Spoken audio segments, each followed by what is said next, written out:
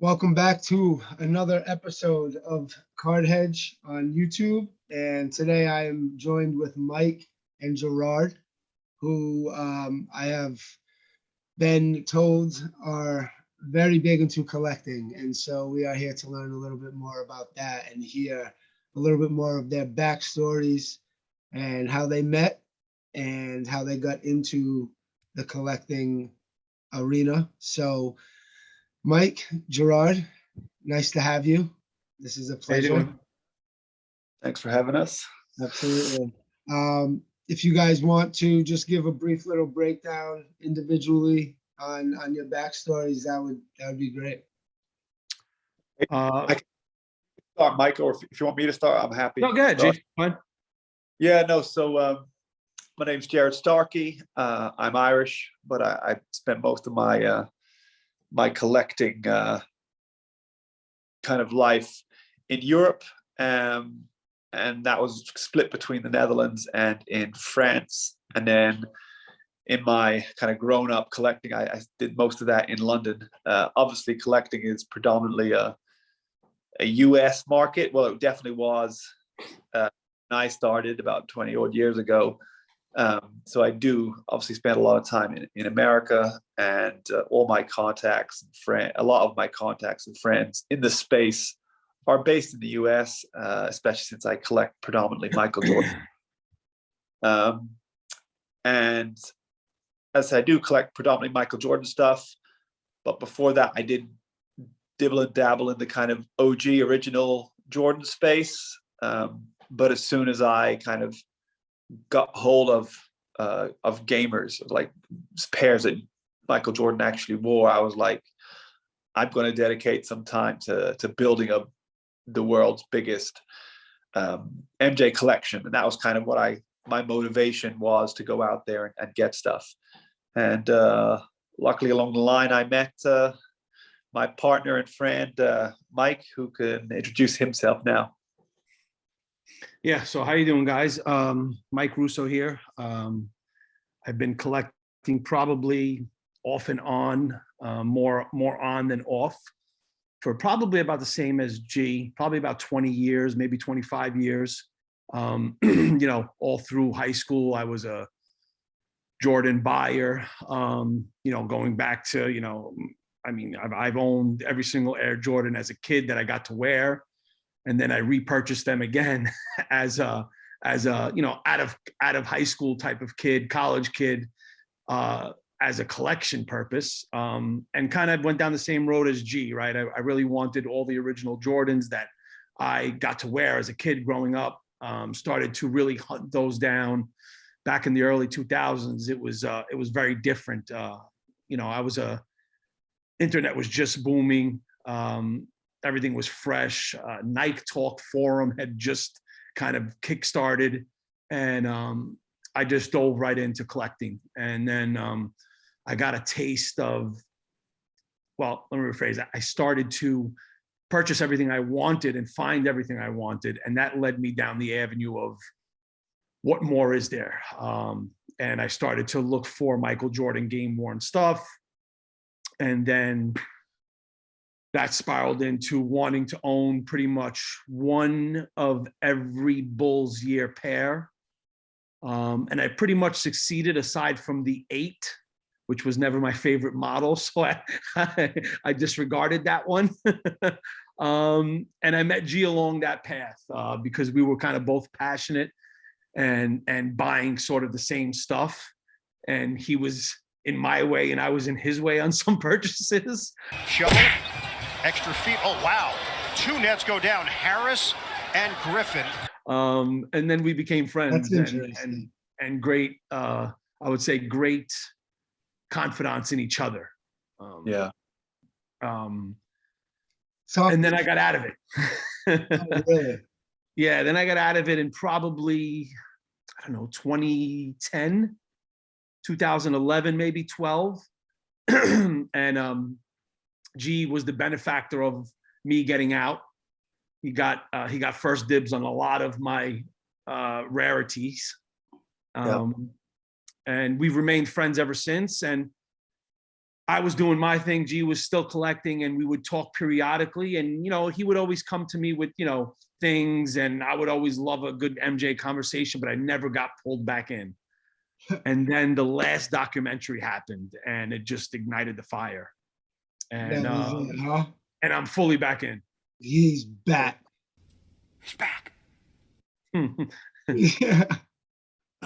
So you made a comment that you said you guys in the beginning, you guys kind of got in each other's way on some deals. Talk about Yeah. that a little bit. That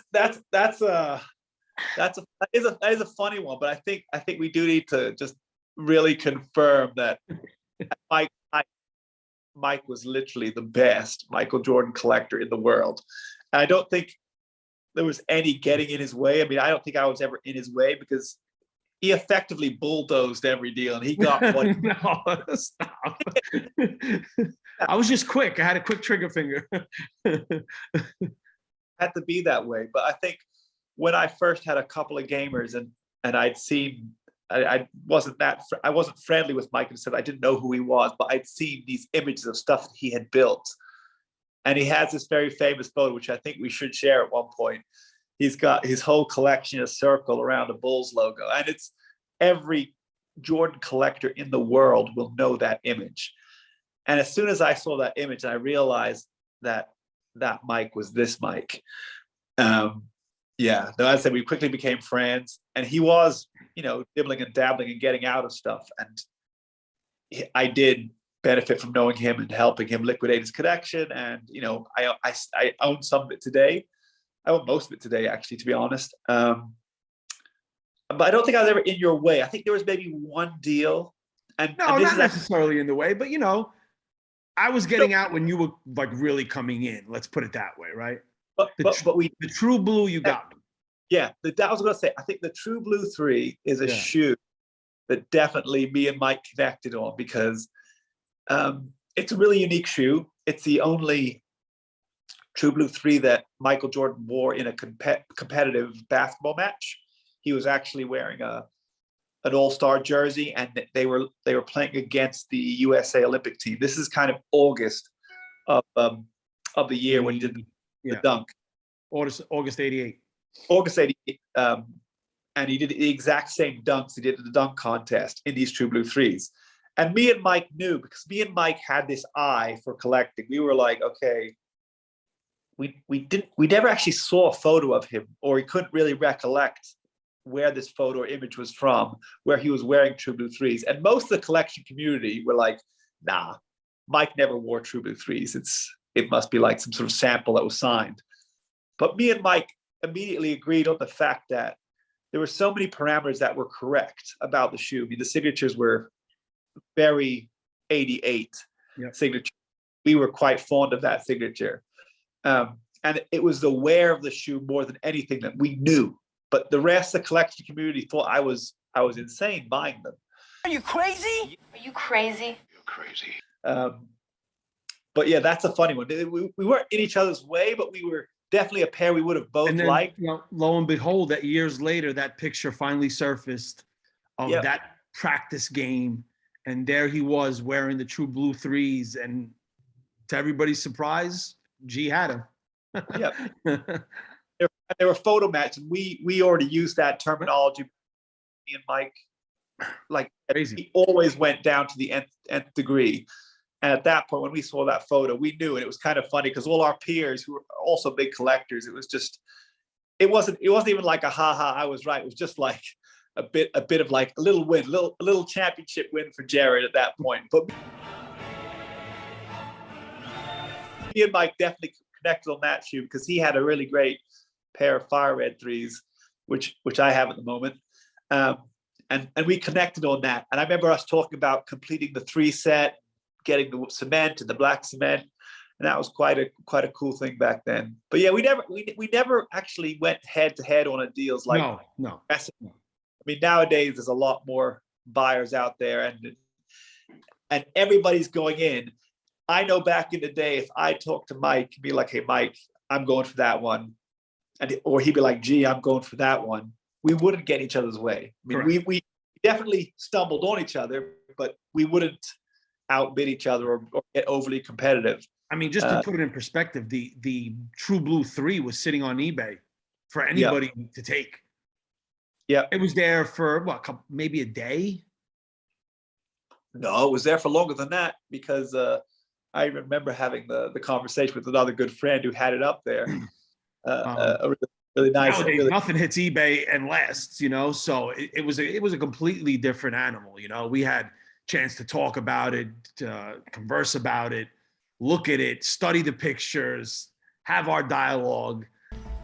Shall I store this on the Stark Industries central database? I actually don't know who to trust right now. And then, you know, and then one day I woke up and it was gone, and she had it. You guys said something very interesting to me, at least. You said it had the 1988 signature. We really liked that signature. That was interesting. I want to know more about that. And then you also mentioned the wear that was on the shoe, and that was interesting to me. If you could talk more into that as well.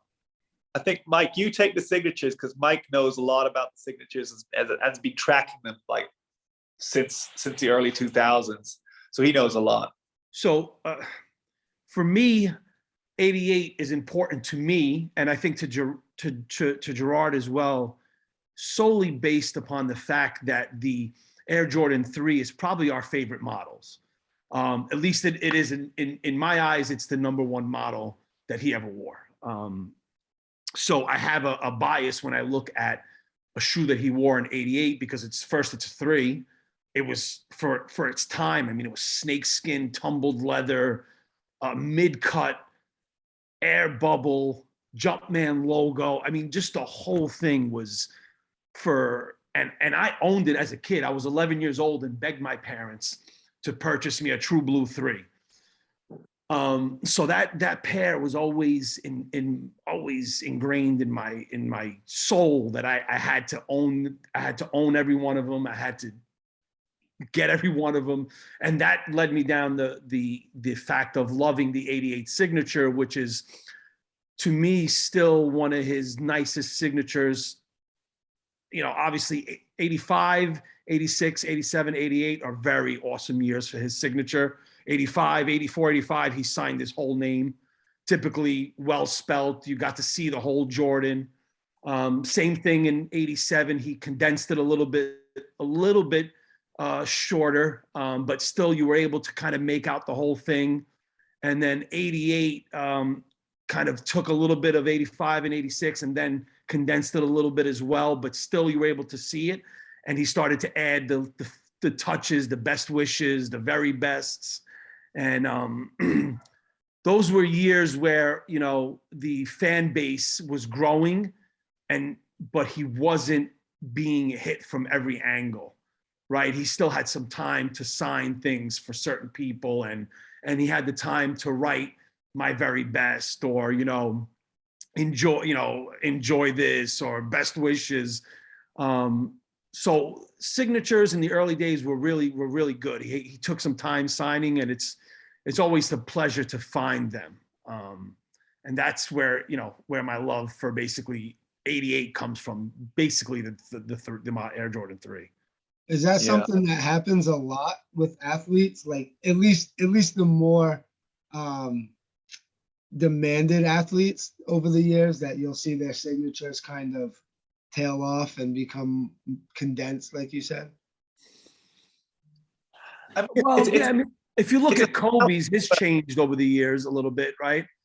It got quicker, faster. You can tell by it became more scribbled in the end when he got in super demand, you know? Nowadays, though, I think everybody wants an autograph, and their players are so accessible, right? I mean, everybody's got floor tickets. Everybody can make it down to the floor.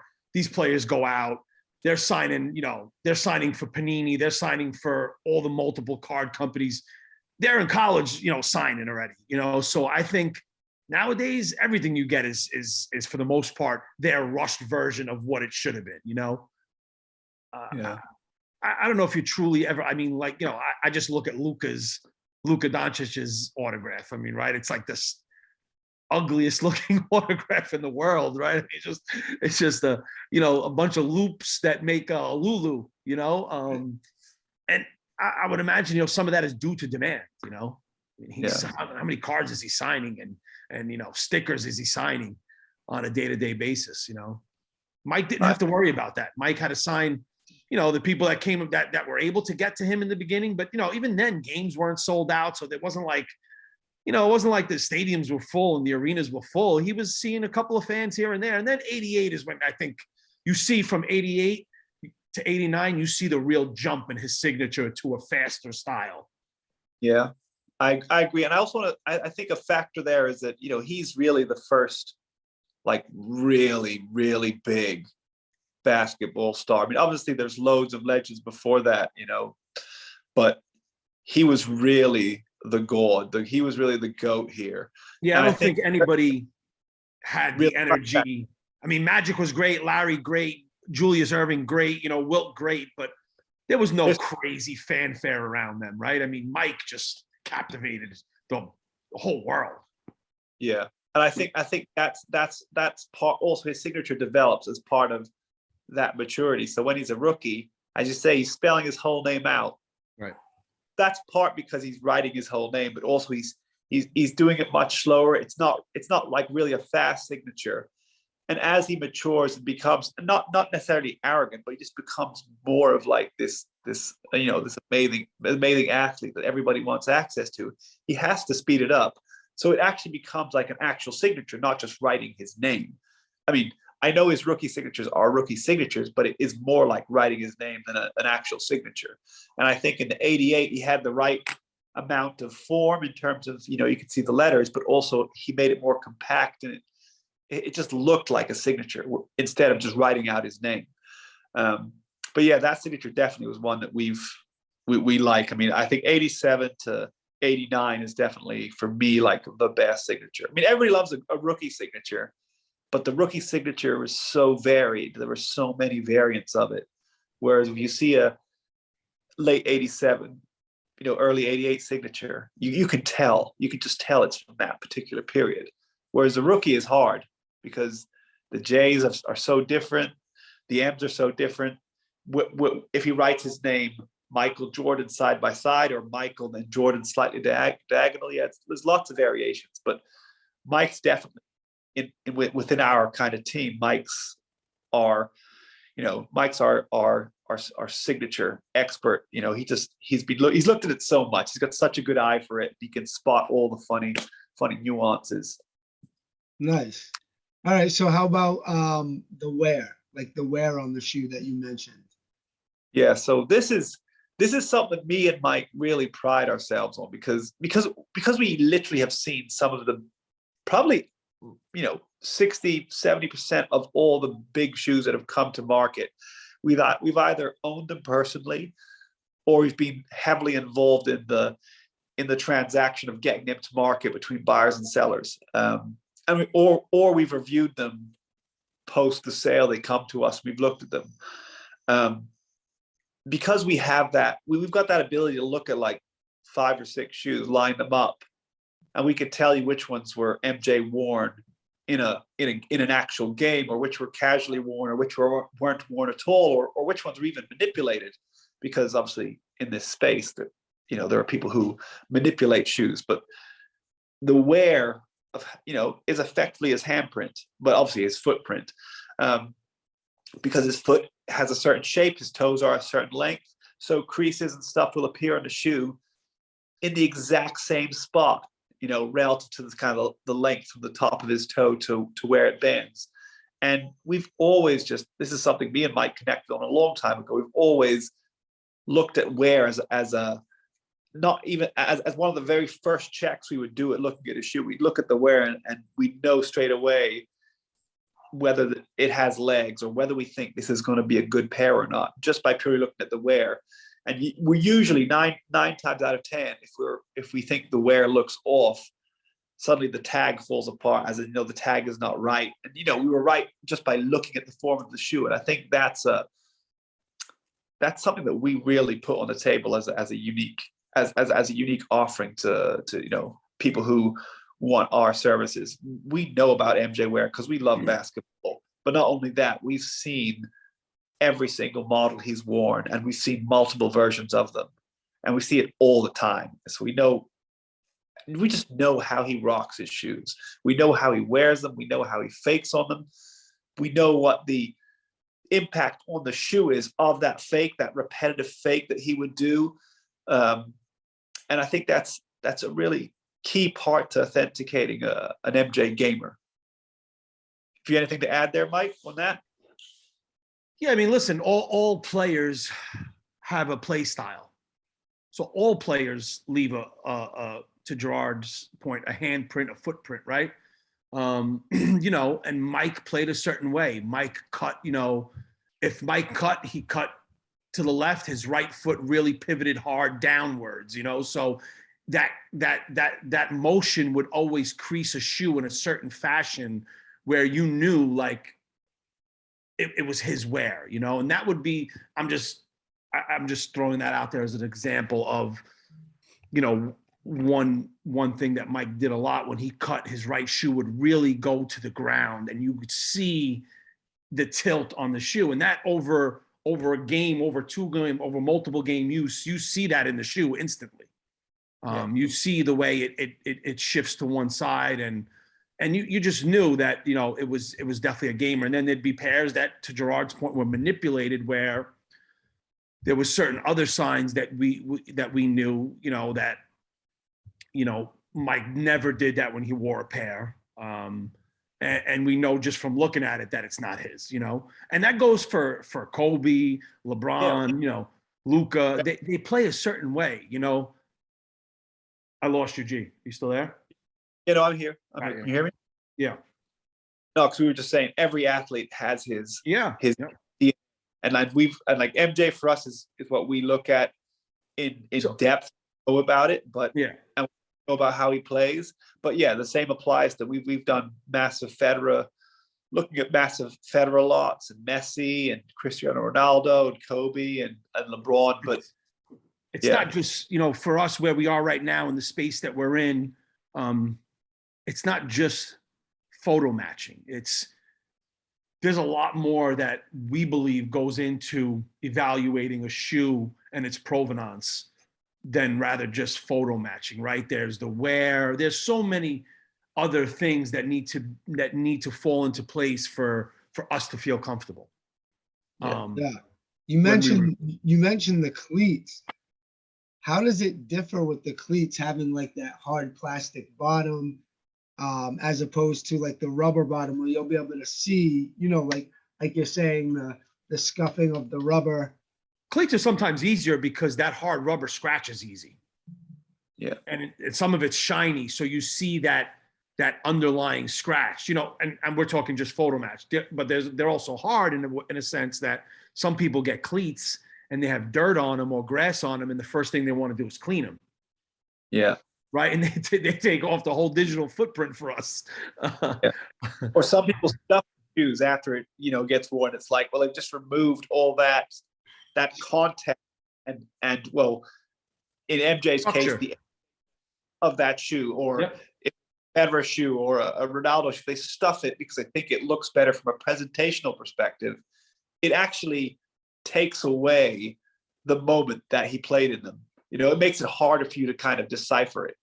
And yeah, these are all factors you deal with. But on the cleat, I still think the cleat wear for MJ in particular, if you compare a cleat 9 or a cleat 10 to a, you know, a basketball shoe, the wear of where his toe physically bends and still the same there. But obviously then you have to overlay that with the fact that he's going from hardwood to grass and dirt. And that does change how, you know, what he needs to do in terms of his movements. His movements will change, but there are some creases that will always be there because his toes are his toes and the top of his foot is the top of his foot, you know? So when he runs, when he walks, it's going to make the same crease, you know? Right. Left to right might be different because he might not be pivoting as hard left and right. Yeah. But we take all that into account. Yeah. That's so interesting to think about. And I didn't even think about, about when he switched over to baseball and how that could have changed a little bit of the positioning of the shoe. It's super interesting. Well, And for us, that was also a lot easier time because he was wearing. You couldn't buy the general releases of the cleats he was wearing. right. So right. when one came to Cool. market, it had to be an MJ pair. Now it could have been DS, not worn, spring training worn. That's a whole different story. But in terms of, it had to be a pair that came from him. Yeah. There was one or two wear test pairs I've seen, which I Yeah, don't believe tens, were MJ worn, tens, but not but all, nines. I've seen a 9 as well. I'm not convinced it was MJ worn. It was just too tightly laced. But yeah, I mean, this is something you just learn by literally just looking at them and looking at how he plays. And we've done a lot of that over the years. Yeah. It's wild. Okay, and how and when do cards enter into the mix of the game worn shoes? Well, in the sense that the cards have images that we use and we can use those images, or Well, cards as an asset. yeah, as an asset, like collectible cards. Yeah. For me, I started. I was always a card collector, and as a young kid, I saved a good amount of them. So when, again, probably around the last documentary boom and the card boom of the last couple of years, I said, "Oh shit, I still have cards." And luckily for me, I was buying in 95, 96, 97, 98. Those were the years I was buying cards, and I was already kind of like I was early 20s. So I was working, I was able to buy boxes at that time. I was ripping a lot of Skybox. I loved Skybox. So I had a ton of Kobe stuff that I was able to pull out of boxes and grade, and turn and profit from, and buy some Jordan cards, a couple of Jordan rookies and a couple of inserts that I had always wanted. But my passion is probably memorabilia first, and it's just getting stronger and stronger. And for me, I love looking at cards, but I definitely see my shift going into memorabilia. I just think that's where not necessarily that's where I want to be, but I also think we're going to start to see a monumental shift that way in due time. I think it's going to have its time. Yeah, I think with cards are definitely more similar. And as a collector, I mean, for me and Mike, rarity and having something that somebody does not have is important. And that sets you aside, that differentiates you and your collection. I love a card. I mean, I've got a couple cards. I've got a couple of Fleer MJ Fleers, and that's it. That's all I needed. I'll move on from that. If I do look at cards, I do want to look at the rarest of the rare. Having trouble managing your valuable collection and finding price transparency in the sports card market? Me too. That's why I use CardHedge. CardHedge is a brilliant price analysis and collection management tool. Track all your grades across PSA, CSG, HGA, SGC, BGS, and as well as your raw cards. CardHedge pulls their research from sites like eBay, StarStock, MySlabs, and Golden Auctions. You want an accurate picture of the sports card market? Yeah, me too. With over tens of thousands of cards in their system, CardHedge is the definitive sports card price guide. Quickly search by card, player, or set. Sort by price or percentage change. It has a lot of awesome advanced features. So what are you waiting for? Join today for only $14.99. Because that's how my brain works. And that's just very expensive at this stage. I mean, we're not even talking like just a regular PSA 10 Fleer. We're talking about like the really, really good MJ cards, and they're just in a different league. Yeah. But I think for me, I agree with Mike entirely. The story, the context, the fact that our favorite athletes, whether it's Babe Ruth or MJ or Ronaldo, have worn that particular item and done something in it. I can't ever see a card really meaning that feeling. Yeah, replacing that feeling. I mean, this is me personally. Obviously, this is an opinion. There are people who just like cards and they don't get into memorabilia. I do think memorabilia is a much more complex space, and you have to know what you're buying, and you have to know a lot more. It's not something you can just start buying like a lot of people just buying cards. It's card collecting is like stamp collecting. It's quite a natural hobby, I think, in the sports memorabilia space. As kids, we collected the football stickers and the baseball stickers and the books, and it definitely has a huge nostalgia kind of element to it. And obviously a lot of skill is required in cards as well, because you just need to be skilled to look at these things. But I just feel that the skill set and the knowledge required to look at memorabilia is just slightly higher brow. And Cards are graded, right? They're telling you the grade right off the bat. They're telling you it's authentic right off the bat. You know, I mean, literally, if you have the means to, the monetary means, you can pretty much go buy any card you want. yeah. Right. I mean, right at the end of the day, you'll find it. You know, Yeah. even if it's a pop 10, you Right. might know where those 10 are, or two of the 10 are. There Yeah. is no finding a rare MJ pair. And Right. it doesn't work that way, right? There's nowhere to go. You can't go to Beckett and see if it's been graded. You can't go to PSA and see if it's been graded. You don't know where it is. Yeah. And You to know? that point, is that one of the main reasons why you think, to the point you made, we're going to see this shift because of the rarity, because of the story and that feeling that you were saying, Gerard, that kind of connects you like to that night, to that moment, to that game that they, wore it in. What is behind your feeling that you'll see a shift of attention into the memorabilia space? No, I think the card space has a lot of attention right now, and I think that is justified because there's a large volume of people who are into that space. I think the more unique your collection, the more likely you'll sit and hold and enjoy it, because the moment you realize that 400 other people have the same PSA 10 MJ card, it becomes less appealing. For example, because as collectors, we want to be unique. The thing with this photo matching and specific moment in time, whether you own the shot fours, or you own the shattered backboard, or you own the last shot, or you own his 82 shot, for example, those are distinct moments in times that you can refer to, that people refer to still. And it's much more of a conversation, and much more emotive.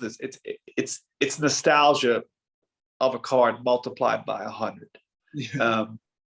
Because it's the moment, it's the photo in the card that you actually are looking at, and it's almost like bringing that card to life, and the shoes for me, and I think for Mike, and at the very, very high end, the reason why there is this big differential in price is you've got great shoes that were worn by MJ. They definitely were worn by him and they're signed by him, but you can't put it at a moment. And the moment is also not a big moment. But if once you have like the 88 dunk, or the last shot, or the shot, I mean, just a little over the line. Shucks, man. I can't do it. Sellers has Jordan. Jordan with 2 seconds to go. Puts it up and scores at the buzzer. Michael Jordan has won it for Chicago. Crossover. Look at Brian Russell slips, and Michael pulls up and buries the shot to give him a 1-point lead. That may have been. Who knows what will unfold in the next. those are moments we'll be referring to forever. And having that really specific moment in time kind of encapsulated by this asset, because they are, at this point, they're assets, given the value. This pair of shoes or this jersey is just, there's no feeling like it. Alexa, can I collect cards as well? I love the entire collecting space, but I just can't see how a card, for example, that is never touched by the athlete, just came off a printing press, is even in the same realm as an actual moment in time. That's how I see it. And I'm not shitting on cards at all, because it's a really great, amazing space. But I just think the the authenticity and the realness of a game used asset that you know is from that exact moment. It's just, you can't get that out of the card. It's impossible. Yeah, I would have to agree. I mean, when you put it like that and you really think about it, it's a relic, basically. It's like a sports relic, especially like the moments you're talking about. Like those. I mean, just to put it in perspective, you got cards with pieces of jerseys in them. Some of these jerseys are not even worn by the athletes anymore, right? Yeah. I mean, retail product jerseys that are cut up and put into cards. I mean, I just can't see wanting to hold that and own that over owning the actual player's jersey, right? Yeah. I mean, I don't see I can't make that connection. To me, it's just like, where's the relevance? Where's the relevancy in that card? It's very hard for me. And I think sooner or later people are going to realize it. And I think they are already, but because you can, I can see the market shift, right? I mean, and obviously memorabilia is there's just not as much of, there's no printing press for memorabilia, right? Right. How much do you guys think these fractional sites are helping with the memorabilia growth as well? Yeah, the exposure. Oh, I think they've done a good job. Yeah. Yeah, they have a part to play. It's I think as companies, they've I mean, some of them we've actually worked with our SaaS hats on. They're big on education. They are proper institutions looking at assets, managing them like assets. Right. So they want to understand them, and they get underneath the engine and try and figure out all the stuff they can about them, and they put that information out there to educate people, which I think is a good thing. It's good to have different players coming at the space from different perspectives with different levels of knowledge. And I do honestly think a lot of the fractional guys go out there and try to educate, which I think is. Does it make it easier for you guys? Like going back in time when I have to imagine, and I'm assuming right now, but I have to imagine having platforms that are bringing these pieces to a platform would make it easier for guys like you, instead of having to like dig through and really like get in touch with this guy who might know that guy who knows this dude. Has it helped you guys at all? You mean like as in sourcing something? Right, like being able to like go and be like, oh, this is cool, and having places that are doing it, kind of sourcing it together. I think when it comes down to MJ and stuff of that nature, it's either come to us first and then gone to an asset company.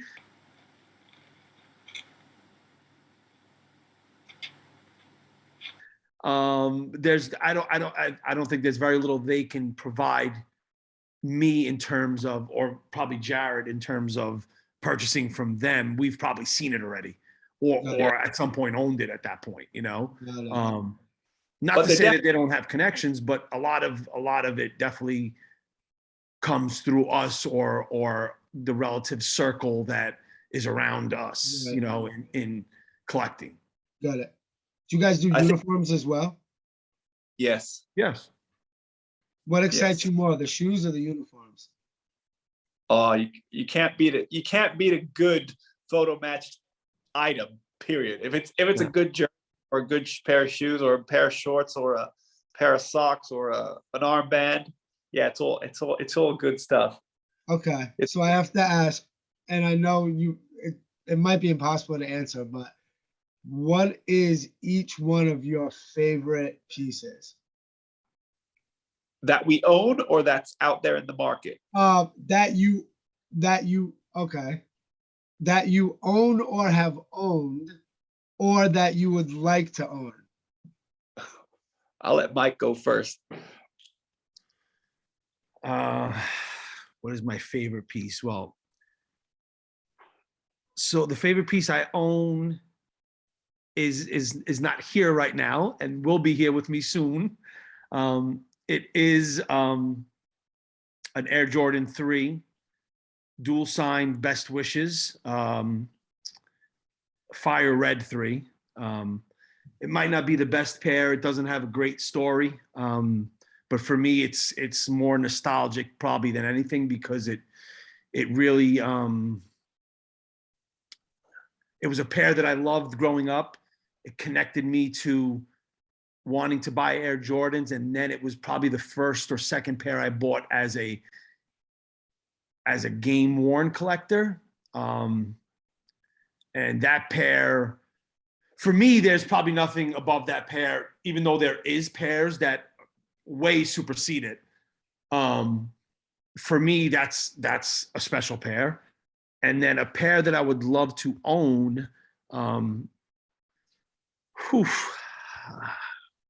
If I had to pick one, it's going to be an 85, and it'd probably be a black toe from one of the early 84, 85 games. The Air Jordan 1 black toe would probably be the one item that is like a dream item for me. Yeah. That's a good choice. That's a good, that's very Mike, actually. I mean, I've known Mike for years, and it's always been. I've never strayed. I've never strayed. It's probably always been those two choices. Yeah. I think whenever we've discussed, we've been like, right, let's go hunting. And me and Mike do that every now and then. We like call each other, let's go and find. Always like, let's go find a black toe, which is like possible, and let's go find like these amazing threes, which is also just hard, but we'll get. I guess from my perspective, I love big moments, and a pair that I would absolutely love to have in my collection would be the black red last shot 14s. It's never going to happen. I know that, but if I could, I would just love that pair, because for me it stands. I would imagine that pair is probably still with Mike. Yeah. I know it's. It was only worn once, you know. It would be absolutely amazing pair to have. Yeah. And so that would be an aspiration, and it's been something I've always looked for. You know, I've had sniffs of it in the past, and I just don't know. I mean, you go down rabbit holes sometimes when you're collecting, but I have a feeling. I mean, I know Mike says MJ might still own it. It's out there. I'm sure it is. And a big pair that I own, I mean, for me, the biggest moment pair I have is the shot. So I have the shot. So I own the Cavaliers Elo shot. And it doesn't, for me, get that much more bigger turning point for MJ, you know? When he had Collins with him, he was like on fire, and we all knew it was going to happen. It was a matter of time. That was the dagger moment. Yeah. Right. That was one of his first huge dagger moments, where it was like, give me the ball, I'm taking this last shot, and it's going in, and nobody else is touching that ball. Yeah. And that I think that in part, is part of his legacy, right? I mean, when you think of MJ and his clutch shots, the first shot you see in clutchness is either the last shot or the shot, right? Over Elo. He just wanted the ball and always took the ball. Yeah.